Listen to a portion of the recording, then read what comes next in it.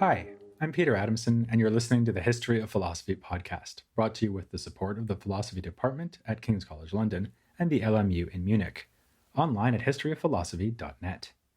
Today's episode, Of Two Minds, Pomponazzi and Nifo on the Intellect. Some people just don't like being told what to do or what to think, and a lot of these people are named Peter. The tradition began with St. Peter himself, who was not only martyred for his faith, but even, according to legend, made the Romans crucify him upside down to avoid being tacitly compared with Christ. The Russian Emperor, Peter the Great, ruler of a land where all the men wore beards, decided that they should all go clean-shaven. Peter Pan refused even to grow up.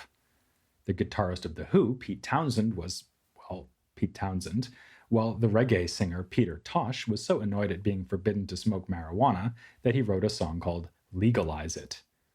I myself contributed to this grand tradition of rebellious Peters as a lad by occasionally refusing to eat my vegetables. Though, to be honest, this hardly counted as rebellion in my family, given that my father likes to say, I have a rule against eating anything green, but I make an exception for carrots. I don't eat those either. In any case, it was entirely predictable that when in 1513 the Pope declared that the human soul is immortal and that this can be proven by rational argument, some philosopher named Peter would refuse to play along.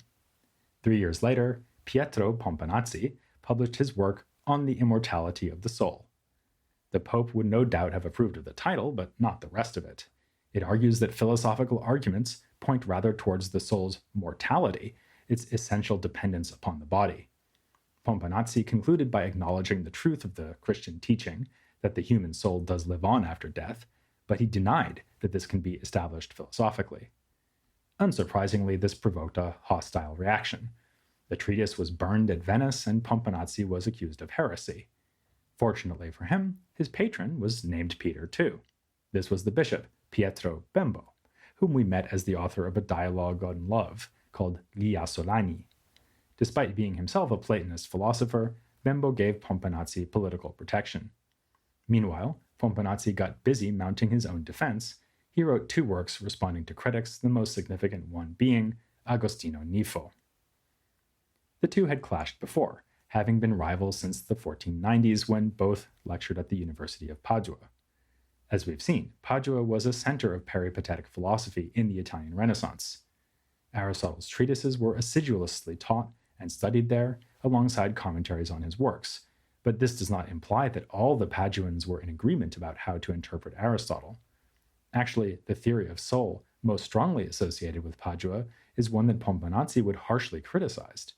It's a theory that we can trace to Aristotle's greatest medieval commentator, the Muslim thinker Ibn Rushd, known in Latin as Averroes. One visitor to Padua at the end of the 15th century said that at the university there, all agreed to the positions of this author and took them as a kind of oracle. Most famous with all was his position on the unity of the possible intellect, so that he who thought otherwise was considered worthy of the name neither of peripatetic nor philosopher.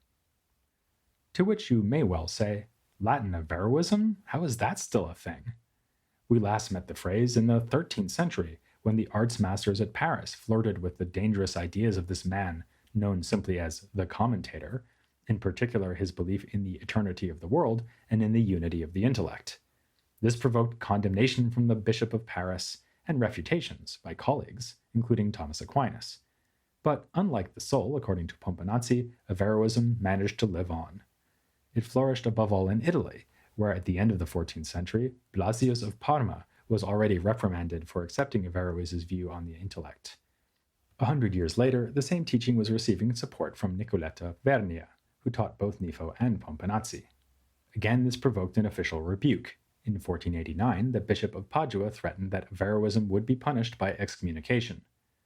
Vernia's first name was not Peter, so he recanted, writing a treatise in 1492 against what he now called the perverse opinion of Averroes.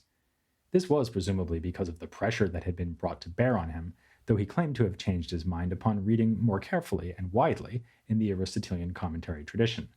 And even here he smuggled in the caveat that in terms of its operation, the human intellect is universal and not individual. It was precisely this premise that had led Averroes himself to his notorious teaching on the intellect. He wrestled with the nature of the mind throughout his career, eventually reaching the conclusion that there is only one capacity for abstract, truly intellectual thought, which is shared by all humankind. The intellect's operation is universal, because its knowledge consists in grasping general realities or universals. By contrast, other forms of cognition, like sensation and imagination, grasp particulars and their properties. You can see or imagine an individual giraffe, like Hiawatha, but you must use your intellect to grasp the universal nature, giraffe, that belongs to all giraffes. Averroes did not see how this universal nature could be received in a physical organ, like the brain. You can collect sensory images in the brain, remember them, fabricate new images you haven't experienced, like a giraffe eating broccoli, and even think about particulars to make plans for the future. What might you do if your pet giraffe refuses to eat its vegetables? But your brain cannot be the seat of universal thoughts. This fits well with something Averroes could find stated clearly in Aristotle, namely that the intellect's activity is not realized in any bodily organ. But if the intellect's work takes place outside my bodily organs, Averroes thought, then it must not belong to me or any other individual embodied person. The intellect is universal and belongs to everyone. While this may seem an outlandish conclusion, Averroes' standing as the premier medieval commentator on Aristotle was by itself a good reason to take his view seriously. Vernia called him Aristotle's most famous interpreter, while Nifo referred to him as Aristotle's priest. And Averroes' position had something else to recommend it. It at least made the human intellect immaterial and immortal. For Christian readers, this might well seem preferable to saying that the intellect is closely linked to embodied individuals, just a part of the human soul that Aristotle had famously defined as the form of the organic body, potentially having life. The form of a table doesn't survive when you destroy the body of the table, so if the human soul is the form of the human's body, why should it survive when the body is killed? Renaissance readers could find this line of thought being followed through by the premier ancient commentator on Aristotle, namely Alexander of Aphrodisias. In the 15th century, he was standardly being interpreted as having held that the soul is indeed mortal, since it is only the form of a mortal body. So, devotees of Aristotelian thought were caught between a rock and a hard place. The materialist theory of Alexander on the one hand, Averroes' hard-to-believe theory of the unity of the immaterial intellect on the other. Marsilio Ficino thus complained, "Almost the entire world is occupied and divided between two sects of peripatetics, the Alexandrians and the Averroists. The one sect think our intellect is mortal, the other contend that it is one. Both schools alike are wholly destructive of religion, and in both cases they seem to have been failed by their Aristotle." Ficino responded to the challenge with his massive work, The Platonic Theology, which devoted hundreds upon hundreds of pages to proving the immortality of individual human souls. Surely at least one of those arguments must be right? The Pope evidently thought so, and Ficino's work has sometimes been credited with helping inspire the papal declaration that immortality can be rationally proven. But then Ficino was a Platonist, often arguing from different premises than would be accepted by the Aristotelians of Padua. It was an open question whether personal immortality was compatible with Aristotle's writings on the soul. Already around 1460, the Byzantine emigre John Argyropoulos, lecturing on Aristotle at Florence, decided that Averroism was the correct interpretation of Aristotle, though good Christians should still deem it to be false as an account of the soul. It would be nice if you could use Aristotle and rational argumentation to prove the Christian doctrine of the afterlife, but sadly, you can't.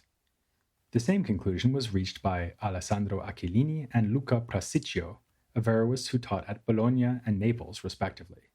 Like Ficino, Achillini said that both Alexander and Averroes put forward false views on the soul, Alexander denying its immortality, and Averroes accepting it as immortal, but only one for all humans. Still, Averroes was preferable in that he, not Alexander, had at least understood Aristotle correctly. Likewise, Prasiccio said that Aristotle was never more truly interpreted than by Averroes, and that he could find nothing more certain and true on the immortality of the soul than what can be taken from Averroes. But Prasiccio too hastened to add that this apparently certain and true teaching is deemed false by Christian faith. Against this backdrop, it becomes clear that Pomponazzi's treatise was a little less shocking than we might suppose. He differed from the Renaissance Averroists, simply in his choice of which false theory of the soul should be ascribed to Aristotle. Alexander's reading was broadly correct, Averroes is completely wrong.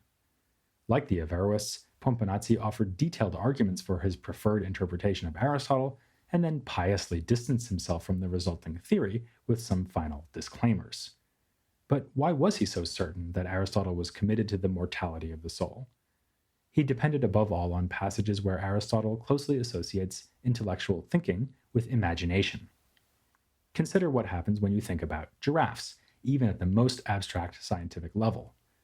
Clearly, you'll have a hard time doing that without having some sensory experiences of giraffes, and preserving representations of giraffes in your memory, the way they look, sound, and, yes, smell. You might remember seeing one graze on leaves and another walk past meat without showing the slightest interest, and come to the general truth that giraffes, unlike me as a boy, gladly restrict themselves to a plant-based diet. Pomponazzi goes further than this, though. He certainly holds that universal thinking has its origins in sensory awareness, but this is just the standard empiricism of the Aristotelian scientific tradition. More controversial is his claim that, for Aristotle, every act of universal thinking comes together with an act of imagination. You can't think about the vegetarianism of all giraffes without remembering or imagining particular giraffes eating their veggies. So even if, as Aristotle stated, universal thinking itself is not realized in the brain or any other bodily organ, that thinking is nonetheless the act of a physical and organic body, as Pomponazzi puts it. Intellect depends on powers that are realized in the body, so it cannot remain once your body dies. And since everyone agrees that the intellect is the part of the soul with the most plausible claim to immortality, this shows that the soul is not immortal at all. In addition to setting out his own reading of Aristotle, Pomponazzi criticizes other views. Against Averroes, he can make the obvious complaint that the single intellect of his theory may be immortal, but does not belong to each of us as individuals, so it would not secure our immortality. Less obviously, Averroes depicted human thinking as being just like the pure, separate thinking that belongs to God and the celestial intellects of Aristotle's cosmology. The very fact that we need to use our imaginations to think is a clear sign that our intellects work quite differently than those exalted minds. In fact, Pomponazzi thinks that in comparison to them, we can claim to have only a shadow of intellect. Pomponazzi also takes aim at Thomas Aquinas. At this time, Aquinas was already seen as a great Christian theologian whose authority was more difficult to challenge than that of the Muslim Averroes. In fact, Pomponazzi was himself thoroughly schooled in Thomist philosophy as a student. Nonetheless, he dares to argue that Aquinas' theory cannot be sustained on rational grounds or as an interpretation of Aristotle. Pomponazzi agrees with Thomas in rejecting Averroism. We all have our own single individual souls, with the emphasis on single. We do not have two souls, a mortal one for sensation and a second immortal soul for intellection. On this view, soul and body would have no greater unity than oxen and plow, he says. But if the single soul is immortal and immaterial, as Aquinas claims, then why would intellect, the signature activity of the immaterial soul, depend on the body for its functioning, as we've seen that it does? Aquinas' view might be true in the end, as testified by religion, but it cannot be established by reason. Pomponazzi nonetheless acknowledges that the human soul has some share in immortality. He echoes the words of Pico della Mirandola, for whom the human being uniquely contains all creation, straddling the immortal and mortal, the immaterial and the material. Giraffes are pretty good at straddling, but even they can't do that. Still, immortality belongs to humans only in respect of the universal truths they grasp when they use their minds. We are temporary creatures that grasp eternal verities, material beings that receive immaterial objects of thought while using physical images to do so. Here, Pomponazzi responds to a distinction introduced by Averroes, who contrasted the intellect's using the body as a subject to having body as its object. Our minds needing images when we think shows that the intellect uses the body as an object, drawing on memory and imagination as a kind of storehouse of information on the basis of which pure universals can be understood. Averroes and his followers agreed that the universal mind draws on such images which are stored in individual human brains, but they claimed that the intellect performs its activity separately from the body as a subject because it has no specific organ. Pomponazzi disagrees. If the mind needs material images as objects, then it needs the body as its subject too. So, you can boil Pomponazzi's whole argument down to a claim that is apt to strike us as remarkably obvious. People think as individuals and cannot do so without their brains. But in the early 16th century, this was far from obvious. Hadn't Pico and Ficino shown that we are part animal but part angel? Are we not made to partake even of divinity in some small way? In fact, didn't Aristotle himself say in his Ethics that we are capable of reaching beyond a merely human life to reach ultimate felicity through theoretical contemplation? How then can intellect be inevitably linked to embodiment? Pomponazzi anticipates this line of objection and responds basically that contemplation is indeed something quasi-divine, which is precisely why we shouldn't make it the purpose of human life. Look around. Most people are peasants or artisans, and even among the elite, very few men and hardly any women are concerned with philosophy. Which is perfectly fine, says Pomponazzi. Our aim as humans is to be morally upright, to make good use of what Aristotle called practical intellect. We do have a theoretical intellect too, which can be used to grasp universal truths, but this is just a kind of bonus that comes on top of the happiness already secured through a virtuous life. In fact, to insist that human life loses its purpose if we are not immortal is to suggest that the only reason to be good is to gain reward and avoid punishment in the afterlife, whereas in fact, virtue should be pursued here and now for its own sake. When Pomponazzi published his treatise in 1516, it attracted the attention of his old rival, Agostino Nifo. Nifo had been thinking about these issues for decades. Around the turn of the century, he reprised the intellectual journey traveled by his teacher, Nicoletto Vernia, at first presenting Averroes' theory of the single intellect sympathetically and then turning against it. Having devoted great effort to commenting on the works of the great commentator, he turned against Averroes in 1503, writing a treatise on the intellect, which declares that the Averroist position is against both faith and Aristotle.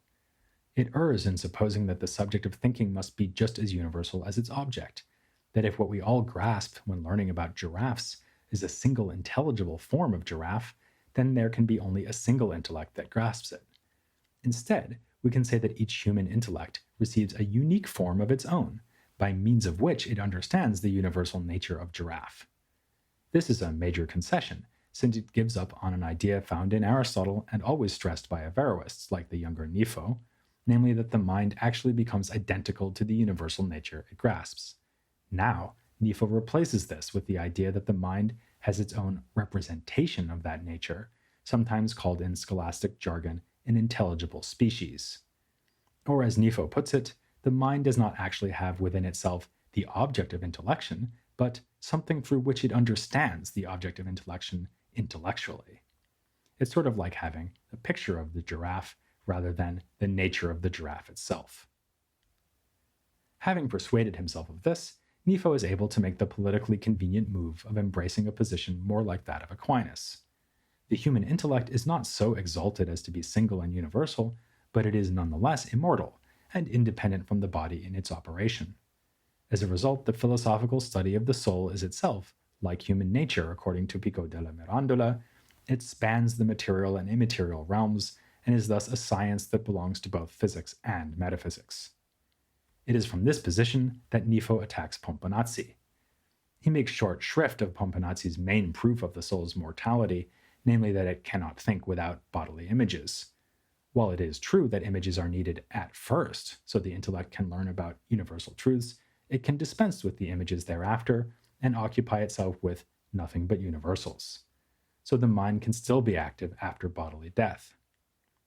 Thus, Nifo is able to say that humans are after all made for more than a morally upstanding embodied life. We are made to contemplate, as Aristotle said, and it is specifically the speculative intellect that differentiates us from other animals. Of course, we are not born using this intellect, but need to work at it. As Nifo writes, the rational soul develops until it reaches the metaphysical intelligibles when the speculative intellect is formed. One problem with this is that if the afterlife consists only in pure activity of the mind, it seems that very few people will be prepared for it. If you haven't acquired universal knowledge in this life by becoming a philosopher or scientist, What will you think about after you die? And it's not just that, as Pomponazzi said, almost an infinite number of men seem to have less intellect than many beasts. It's also that many infants die before they even have the chance to start actualizing their capacity for intellectual thought, a problem that Pomponazzi pointed out in his response to Nifo. To answer this kind of problem, Nifo too has to retreat into invocations of religion, assuring his readers that those humans who failed to join the intellectual elite in this life may nonetheless be granted beatitude through God's mercy. But to be on the safe side, it's probably better if you become an elite philosopher.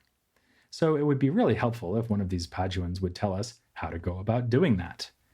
Actually, many philosophers at Padua and other Renaissance Aristotelians were keenly interested in the study of scientific method, which would reveal the stages along the journey from ignorance to knowledge.